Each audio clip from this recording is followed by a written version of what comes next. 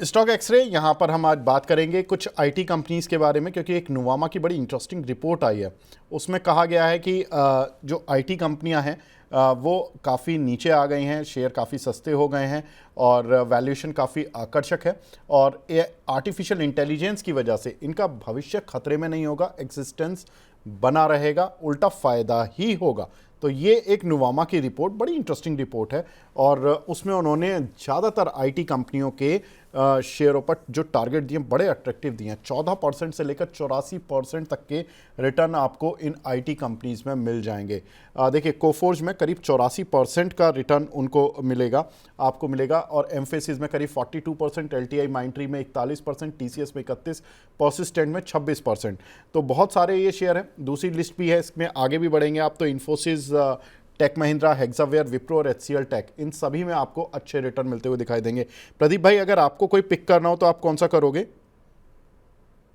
जाना पसंद करूंगा अभी अपना इन्फोसिस के साथ मैं जाना पसंद करूंगा।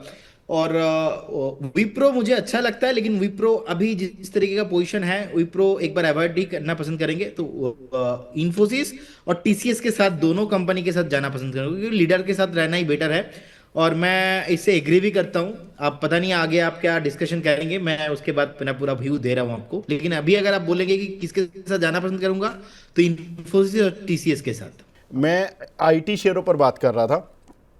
कोफोर्ज, एम्फेसिस, एलटीआई माइंट्री, टीसीएस, पर्सिस्टेंट, इन्फोसिस, टेक महिंद्रा, हेक्सावेयर, विप्रो और एचसीएल टेक, ये सभी काउंटर पर बाय दिया है उन्होंने, नुवामा ने। प्रदीप भाई ने अपनी पसंद बताया, इन्फोसिस और आई थिंक टीसीएस बताया था ना प्रदीप भाई आपने? जी जी। हाँ। हाँ। अब रचित भाई, मैं आपसे पूछना चाहता हूं कि आपको कौन से इनमें से शेयर्स पसंद है? देखिए, क्लियर केस जो सिचुएशन है, अब मैं आपको 30 सेकंड लेता हूं उसको हाँ समझाने हाँ, के लिए। Sure sure. आईटी में प्रॉब्लम है, ऐसी बात नहीं है आईटी में प्रॉब्लम नहीं है। आईटी में एक तो क्या है, एआई की प्रॉब्लम आएगी, दूसरी आएगी ये जो आपका नया लेबर कोड आ गया है ना, इससे ले ऑफ्स में भी इशू आएगा। अब होने क्या वाला है फ्यूचर जो मैं समझ पा रहा हूं, अब सर ये कंपनीज करेंगे एक्वायर, एआई रिलेटेड कंपनीज, छोटी मोटी इंटरनेशनल लेवल पे एक्विजिशन होगा। उसको करने के लिए दो ही कंपनी है जो कैश रिच है, जो ये एक्विजिशन करके इस ट्रांजिशन को थोड़ा सा कंफर्टेबल कर सकती है। One is Infosys and one is TCS, और दोनों के पास अच्छा खासा कैश रखा है, ये काम होने जरूर वाला है। तो मैं भी इन्फोसिस और टीसीएस के साथ ही जाऊंगा, मगर लेवल्स मेरे थोड़े से अलग होंगे। हायर लेवल से हम कंटिन्यूसली शॉर्ट पोजीशन के लिए बोल रहे हैं, फर्दर डाउनसाइड अभी आईटी में हमको दिखता है। इन्फोसिस में मैं जो बाइंग स्टार्ट करूंगा वो करूंगा 1140 रुपए लेवल तक, और 980 रुपए तक बाइंग अपनी चालू रखूंगा। टीसीएस के लिए भी मैं आपको बता देता हूं, पीएसीएस में भी मैं थोड़ा सा अभी वेट करूंगा। टीसीएस में बाइंग चालू होगी नियर अबाउट जब ये दिखेगा 2250 रुपए लेवल तक। 2250 रुपए के बाद 1815 रुपए तक बाइंग अपनी कर सकते हैं, बट दोनों में ही लोअर लेवल पे बाइंग अभी पेन पॉइंट और दिखता है। ठीक है सर। तो यहाँ पर देखिए, इस समय ये जो आईटी शेयरों को लेकर बहुत सारे लोग सवाल पूछते हैं कि इन लेवल्स पर बाय कर लें, इन लेवल्स पर बाय कर लें। तो ये रिपोर्ट है, देखो फंडामेंटल रिपोर्ट है, इसको आधार आप मान के जहाँ आपको जो समझ आता है उस तरह से करें। बाकी हमने अपने एक्सपर्ट से भी राय ले ली है कि भाई कौन से शेयर उनकी लिस्ट में है और कौन से शेयर उनकी उनकी कन्विक्शन लिस्ट में टॉप पर कौन से आते हैं। तो ये सारे शेयर्स आप देख सकते हो फिलहाल के लिए। और अब एक डिस्क्लेमर टाइम आ गया। प्रदीप भाई, आपकी तरफ से डिस्क्लेमर सर। ये जितने भी स्टॉक्स को लेके मैंने बात किया है सर, कोई भी स्टॉक्स पे मेरा है, हमारे कंपनी का कुछ भी पोजीशन नहीं होता है, नो कॉन्फ्लिक्ट ऑफ इंटरेस्ट, ऐसा ही कुछ रहा है। हम क्लाइंटों को भी देते हैं, हो सकते हैं कुछ कॉल उनके पास हो, हमारे पास नहीं है।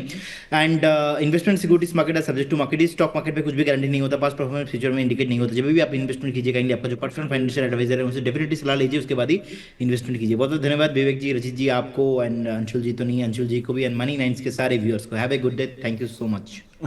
ये रचित जी जितना हंस रहे हैं पीछे, मेरे पीसीआर टीम बोल रही है कि ये जैसे ही कैमरा हटा तो ये और तेज तेज हंस रहे हैं। रचित भाई, पहले तो ये रीजन और बता दीजिए, आप हंस क्यों रहे थे, और डिस्क्लेमर और दे दीजिए। नहीं नहीं, जो बातें होती है वो दिमाग में चलती अच्छा रहती अच्छा है ना। अच्छा, वो पुरानी बातों को याद कर करके हंस रहे हो, ठीक है। अब नहीं, डिस्क्लेमर। पुरानी नहीं हुई है, अभी जो हुई हाँ है। मतलब अभी आज की वो पुरानी हो गई, अब आज के बाद। मेरे को वो बात दिमाग में चल रही है कि उड़ता तीर ले लिया, अब मैं उसको भाला बनाऊंगा।